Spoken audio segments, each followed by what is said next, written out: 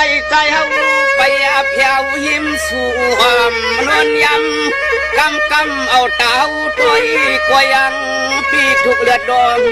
มาใจ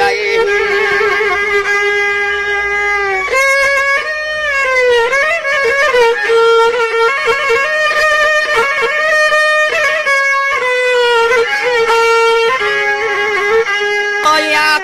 เปลี่ยนจูบให้น้องเปลี่ยนจูบให้น้องเฮาเปลี่ยนน้องความ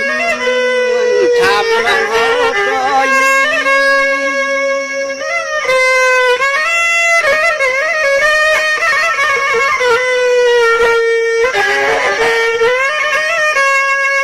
สังว่าน้องในปีจึงอยู่ในอักมุงช่องไว้ไปอยู่เมื่อยุคเมื่อนั่งเมื่อย่างเมื่อป่าน้องปีลักษณะเล่าที่นั่งว่าเฮ็ดเที่ยงการที่ซ้ำกัดช่องน้ำฟองเลี้ยงเฮาเปรีก้อย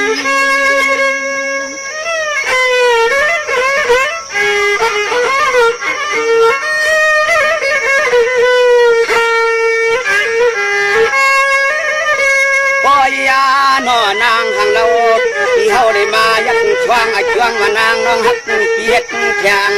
สวนตาไข่หาดสุภาพเฮินพวกมาในรถจมีทอดความงอยไข่จอมหลังฮันน้อง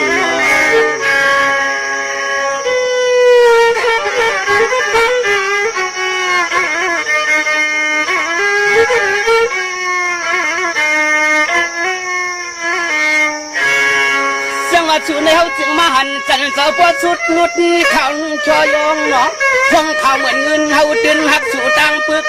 ช่างเตอฝนจึงมาทิ้งเฮาตีมาตึกขย้อนหน้ายิ้ม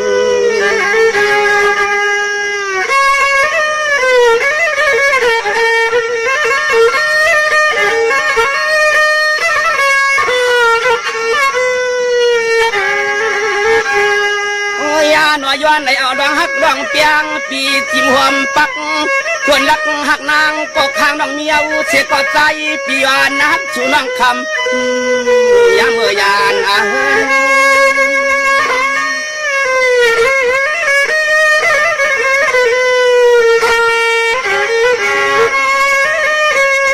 สังวานน้องอ่อนเปียนว่าสังวานน้องเปียกินส่วนทั้งมีส่วนหาดประกาศน้ำส่วนตาเนี่ยก็มัวเมื่อวันในใจเปียนเข้ามาดัดกลางต่อสู่เรียกนางห่างละวันพองจึงดีโดย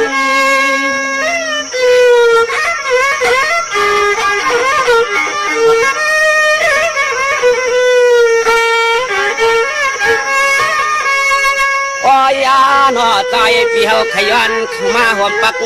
ตวนหักตวนเปียงเมียตาจานนานเนียนนักหอมปังโซปีน้อง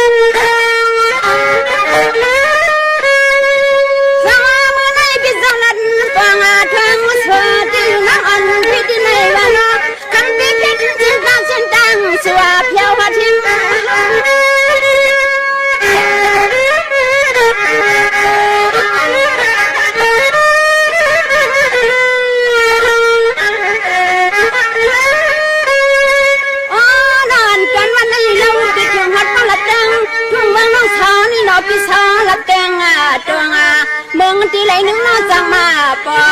ฟังเมื่อยามาคิงเสียงน้องน้องเล่นลงเดสนตะคายน้องสนตะคายน้องน้องมือไหนน้อ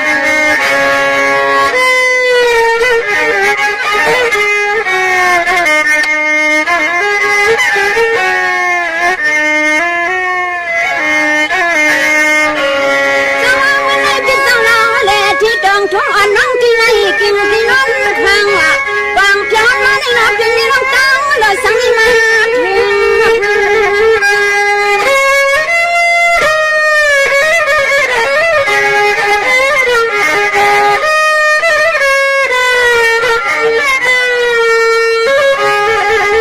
อันนั้นนี่แล้วใจนู้เราไม่ยังไงทางคุณเกี่ยวกับอับน้องลังเราเลยถึงทุ่งเมือง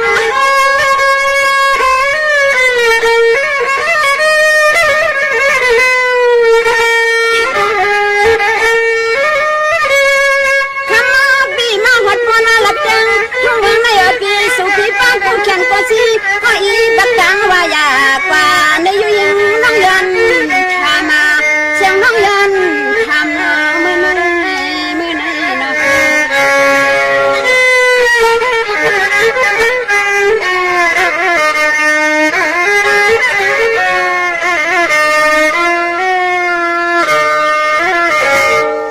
สาวนั่งนี่เปียยัดกินกันฉันที่ไหนวันกานี่น้องใจไปสู่ไปถึงเก้าสิบกว่าหึง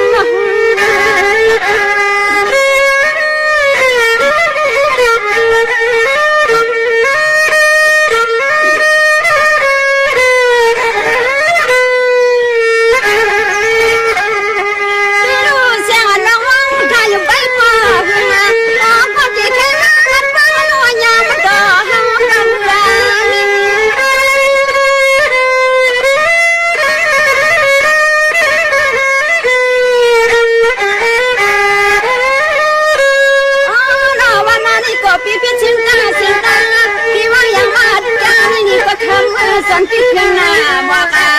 ขันว่าทำการนี่ลูกยังไม่กูเพียงเส้นตังไป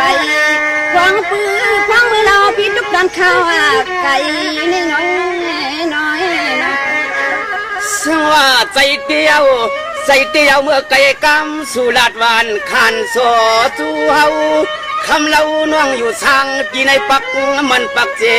เมืองในเปลี่ยนที่นางนอกเปียวเตสันเขมาโจข้าว